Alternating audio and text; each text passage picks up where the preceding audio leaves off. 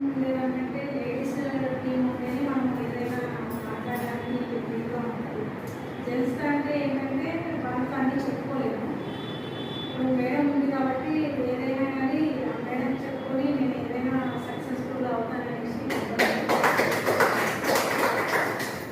Team కూడా మనం build చేసుకోవాలంటే ఫస్ట్ కమ్యూనిటీ అనేది ఒకటి ఉండాలి. దానికి సంబంధించి ఒకటి చెప్తాను.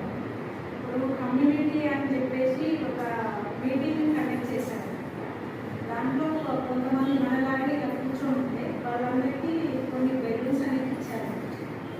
ఇస్తే వాటిని అందరినీ ఊపి దాని మీద ఒక్కొక్కరికి ఒక పేరు ఆయన వేసి చెప్పారు. చెప్పిన తర్వాత ఆ బాల్స్ అన్ని తీసుకొని ఒక రూమ్లో వేసిన తర్వాత మళ్ళీ ఎవరి పేరు ఉందో వాళ్ళ బాల్ తీసుకొని రండి అని చెప్పేసి 1 minute 5 minutes టైం ఇచ్చారు. ఆ 5 minutes కానీ 1 minute కానీ ఎవరు తీసుకురారు, వాళ్ళు పేరు రాసిన వాళ్ళు ఎవరు తీసుకురారు. తర్వాత ఏమైంది అంటే మళ్ళీ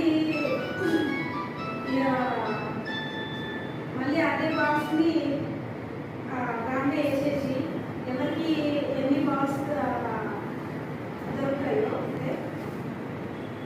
ఒకటి అంటే ఎవరి పేరు వాళ్ళు కాకుండా మిగతా వాళ్ళ పేరు కూడా ఉంటాయి కదా.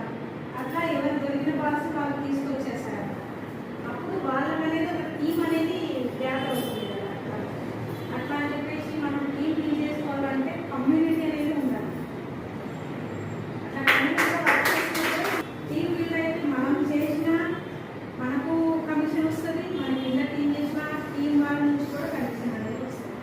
కాబట్టి 2 విధాలు మనకు బెనిఫిట్ ఉంది. కాబట్టి ఇక్కడ మనం అందరూ కమ్యూనిటీగా వర్క్ చేసుకొని ఇక్కడ సక్సెస్ అవుతాం అనేసి నా ఒపీనియన్.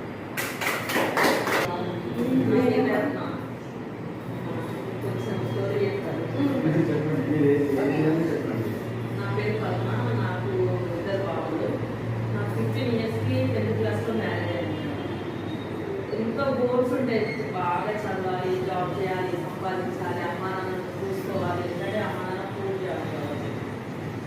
నాకు 15 yearsకే అన్ఎక్స్పెక్టెడ్గా నాకు సంబంధం ఎంత గొప్ప వాళ్ళని వచ్చేసినాను. మ్యారేజ్ చేసి 16-17 yearsకే నాకు 2 బాబులు.